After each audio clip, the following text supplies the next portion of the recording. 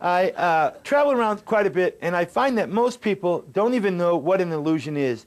Now, I'm not an illusionist, and most people, even I could tell you I was, and you wouldn't know, because most people don't know what an illusion is. And I'll give you an example. What would be your definition of an illusion? I'll get back to you.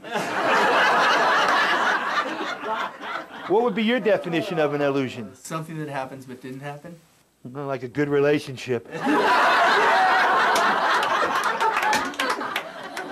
You're not too far off. What would be your definition of an illusion?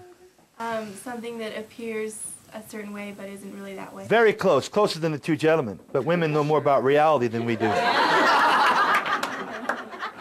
To me, an illusion is only something that appears to be happening. For in your mind and physically, you know it's impossible and it cannot be done. Much like when David Copperfield made the Statue of Liberty disappear. Although on that night he was wearing long sleeves and a trench coat. I'm not saying where the statue went, but this looked awfully suspicious to me.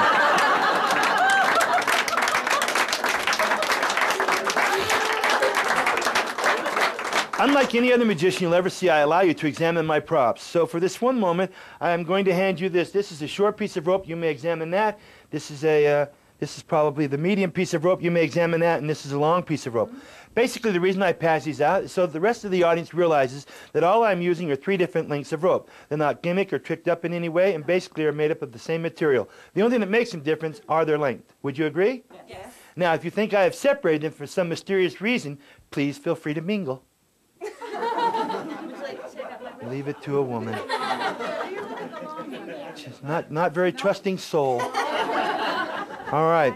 So this is a short piece of rope, this is a medium piece of rope, and this is a long piece of rope. And the way this trick originated is when I was in high school. We had a professor come over once a week from the college. This man was always baffling me with his mathematical problems. Whenever I got the chance, I would try to fool him. I said, "Professor, did you know the 3 pieces of rope were all the same length?" He said, "Michael, did you know you were flunking this class?" I hated that guy.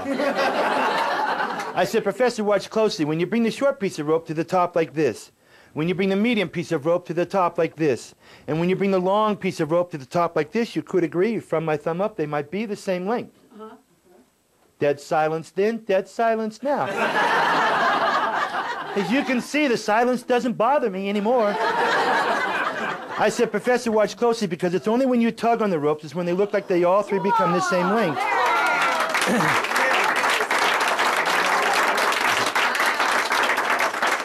And that's when I showed him that I had 1 piece of rope, and that I had 2 pieces of rope, and that I had a 3rd piece of rope, all the same length. He then turned to me after the near deafening applause.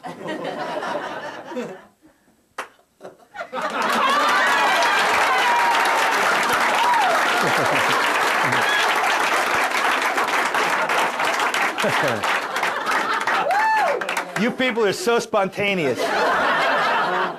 He said, "Michael, that's physically impossible. How did you do that?" And I said, "Professor, to tell you the truth, every time I've ever done this trick, I've always started off with this, the short piece of rope first, the medium piece of rope second, and I save the long piece in case I screw up and I have to start over again."